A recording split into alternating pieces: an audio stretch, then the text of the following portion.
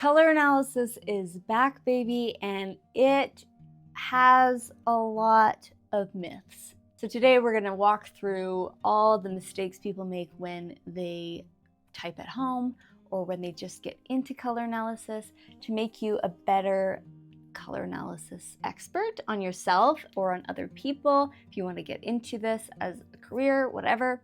Welcome back to my channel. My name is Milan and I'm a personal stylist, and today we're talking about all the mistakes that people make when doing color analysis.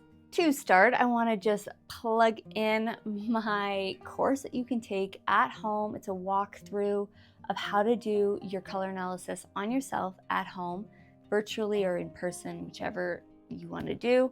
Both are equally able to do, by the way. You're able to do those things. And one of the reasons I wanted to make this course was because I see so many people get mistyped very easily, getting caught into these mistakes, and they're easy fixes, and I want to really empower people to do this at home on their own, especially if you can't afford like a full service. You can do this. You can do this at home, no problem. There are ways to do it, and I'm going to give you those tools. But today we're just talking about the mistakes people make and how to avoid them and why they're important to avoid. So there are 7 main common mistakes I see. There are more mistakes you could make, but these are the common ones that I see very often, or that I get asked about when I do a session with someone.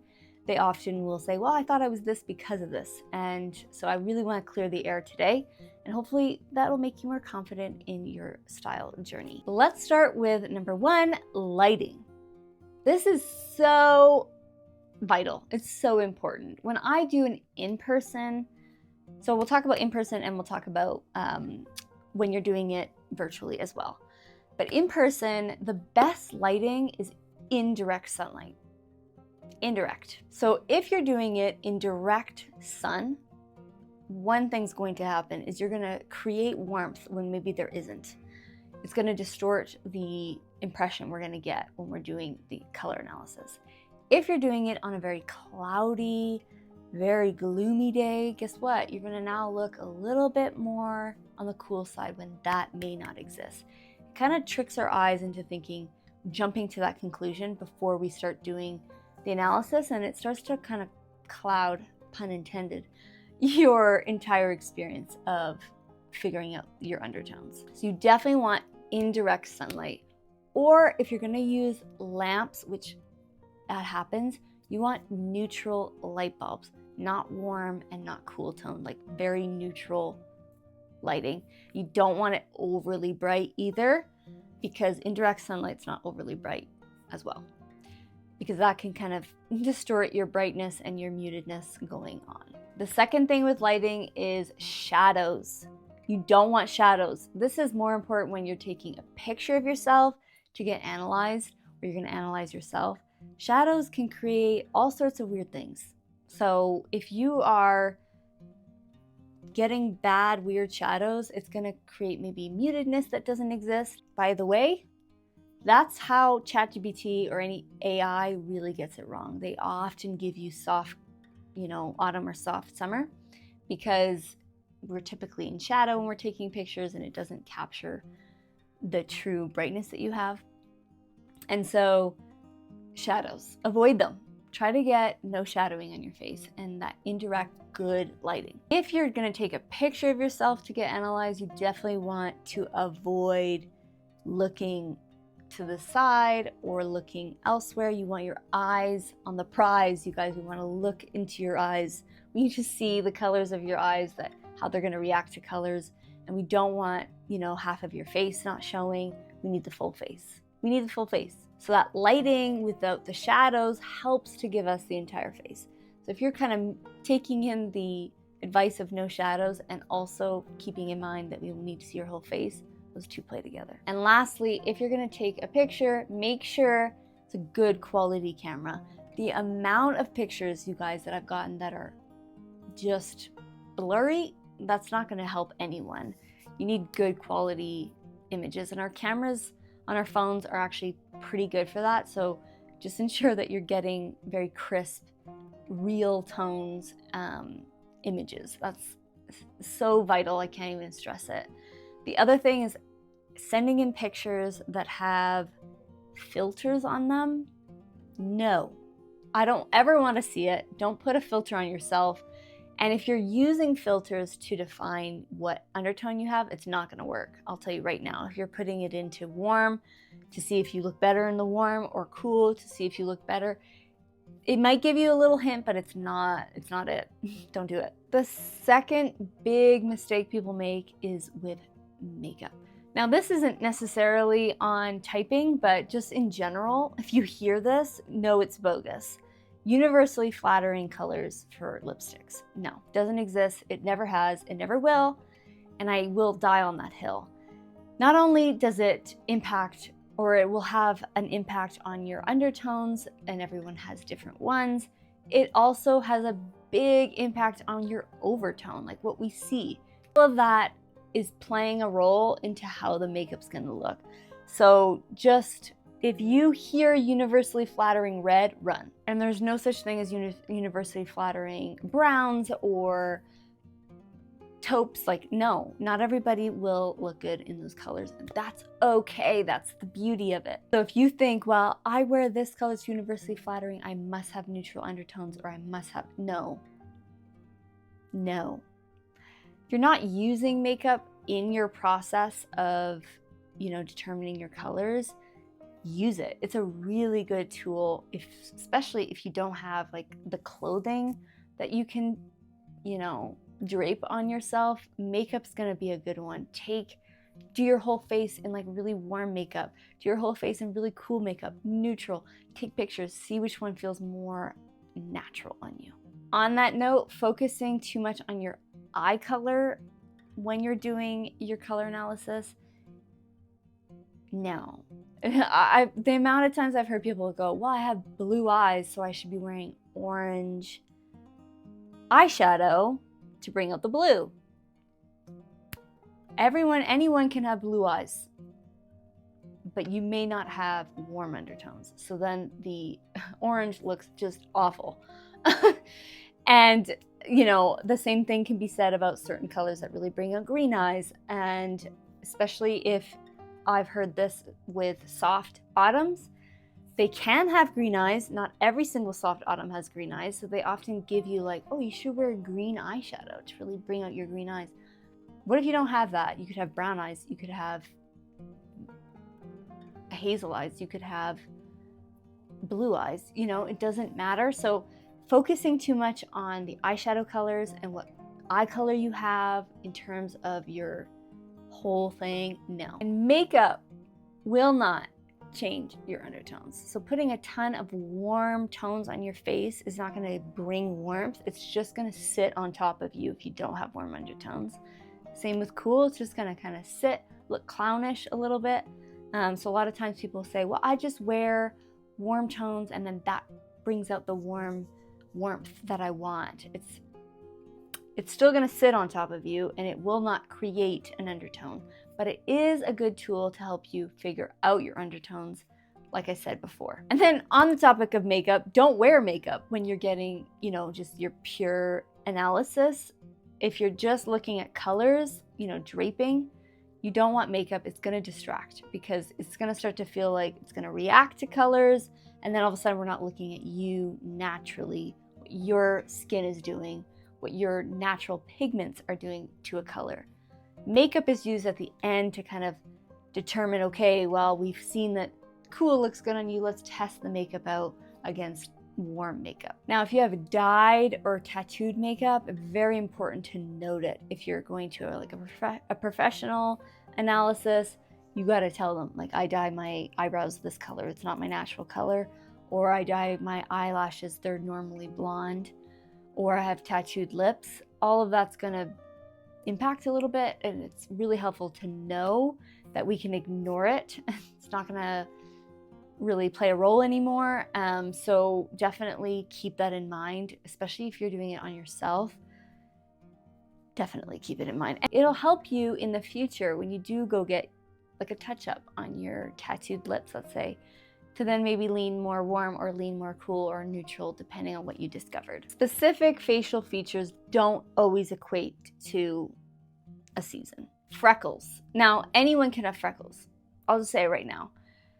The type of freckle definitely can give us a clue. Like the more brown or like golden they look, definitely will help us. However, you can have freckles and still be in a cool season or a neutral season. So definitely don't take that as like the main thing. It plays a role like at the end when we're discovering and going through each step of the analysis, but don't use it as like, well, I have freckles, I have to be this. Winters can have freckles, summers can have freckles, so definitely don't use that as your measuring stick. And as I said, eye color can play a secondary role. It doesn't not play a role, it's a secondary role though. So if you have blue eyes, you don't just automatically sit in a certain season because they exist in all seasons. Same with brown eyes, same with green eyes, hazel eyes. There's a whole spectrum in every single season. You're overly focusing on your hair color. I'm not saying it's not important, it is. It's just not the main thing. The amount of winters I have come across that don't have jet black hair and not super dark hair, but they just look stunning and very bright, saturated, pure cool tones is astounding. So please do not think black hair equals or dark brown and black hair equals winter. You could have blonde hair and be in winter. So it's a myth and I'm tired of seeing it. I understand that there's a lot of hairstylists that go into color analysis and they tend to focus really heavily on hair color, which is great, but it's not the main thing. Really, it's about your undertones first, and then hair color kind of plays into it. Yes, your hair color will be that secondary element. We're starting to look at it like, okay, is there warmth in the hair? Is there, more cool tones? Does it get ashy? Does it look better when it's got golden tones? Those help always, but they're not the main thing. Just because you're blonde does not mean you're automatically in, certain seasons. Your overtone and your tans. So because you can tan does not mean that you're a warm season. That's the funniest thing I've heard because it has nothing to do with your undertones. Undertones are not shown, so it doesn't matter. You can never tan in your life and still be a warm undertone, which is cool. And then the reverse can happen. You can be the tannest, darkest person, but have these really beautiful, cool undertones. And the way your olive skin tone still works with cool tones, it's incredible. That's the beauty of undertones. It's not visible until you start to play around with the colors next to it. Lastly, and the most annoying one I hear is the vein theory. That, oh, if I have blue veins, then I'm cool toned. If I have green veins, I'm warm toned. No, it doesn't mean anything. Just ignore it. You don't have to look at it. I've never looked at someone's veins. We just look at how your face reacts to colors. One note about features too is they will kind of react to colors as well. So they can be starting points, of course, but once you actually do the actual test, which is the only real way to determine things, it'll shine more. Like your eye color will come out more, your lip color will come out more, your freckles look beautiful, your hair color shines more, or it gets amplified. That's why they're called secondary features. They're kind of things that we look at as a result of your undertones or a result of certain things. And they play really key roles in the kind of getting into your sub-season. So your mutedness, your clarity, your darkness, right? All of those things play those secondary roles when we're narrowing things down. A couple final mistakes that I see a lot are just looking at someone and saying, hey, can you guess my color season? Or just sending me a picture or describing your features. No, you can't just guess. You do have to do the test. You have to look at how they look in certain colors and how they look in certain, tones and certain saturation levels. All of that needs to be done. You just need to do the test. The second big one is testing only primary colors and like clear colors. So just orange versus blue. Yeah, that can give you a hint and start the process of the warm versus cool.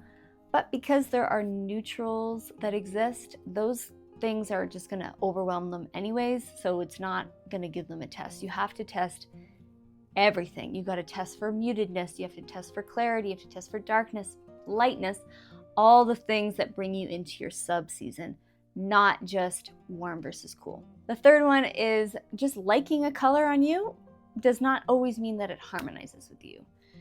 A lot of times people will look at you and they like the color of your shirt and they're like, oh, I love that shirt, I love that color. And then we start to mistake it for it looks good on me. Not always. Sometimes it's just that person likes that color and that's just the way it is. I've had that so many times and I do not look good in that color. Or you just really resonate with a color and it doesn't harmonize with your features. That's okay. You can still wear it. Be you. But it does not mean you're that season. You could love black to the end of your days. Doesn't mean you'll look good in it. Or it doesn't mean that you really harmonize with it. And that's okay. There's still ways to wear it. And it doesn't mean you have to take away your personality. Another big mistake is not getting an objective lens.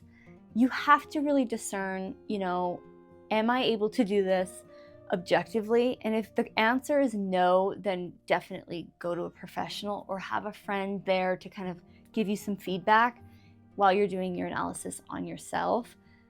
That's a big, big one. People tend to think, well, I love this color. It's like, yes, you need to remove your likes and dislikes of a color and really focus in on what's happening to your face with the colors. The last big one that I find really interesting and fun is that family members do not have the same undertones. They can, but they may not always have the same subseason as a result, because there are so many genetics at play. That's what makes it really fun and beautiful. My family, for example, my mother is a bright winter and I'm a soft autumn. Those two have nothing in common, like literally nothing. So that's just cool. And growing up, right, I didn't understand why she looked amazing in these bright lipsticks and I looked terrible in them. We look a lot alike, but we do not have the same coloring, and that's okay. And same, I've got 3 brothers, so we all have we have similarities, but different subseasons and so on.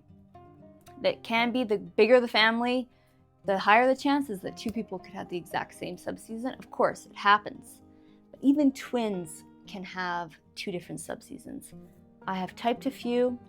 Very cool to see how the genetics play out. It's fascinating. Last reminders, you are unique, so treat yourself that way. Do not use AI to do color analysis. They are just not set up for it yet. Maybe one day they will be, but they have a real hard time actually doing the tests. It's only looking at what they can see in that snippet, that moment of time, and it ignores all of the other little nuances and all the things that you have to do through a test. It's very, very tempting to do that, like ask ChatGPT.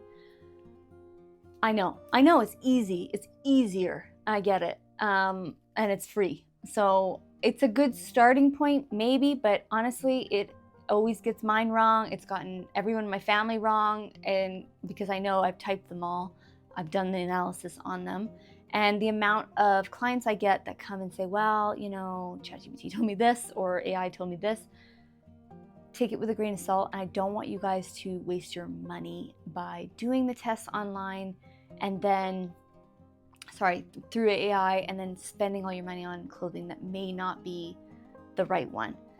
So save yourself some money, do it yourself at home. I've got the course that walks you through it, and just avoid all these mistakes, and you'll be in a good spot when you do the test, either at home or with a professional, whichever you prefer. I hope this was helpful, and I hope that this kind of helps you realize, oh, maybe I got too excited about something and overtyped myself without considering all the factors.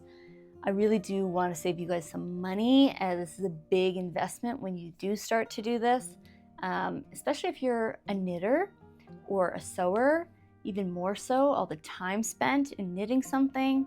sewing something, you want to get it right if that's what your aim is, to harmonize with yourself.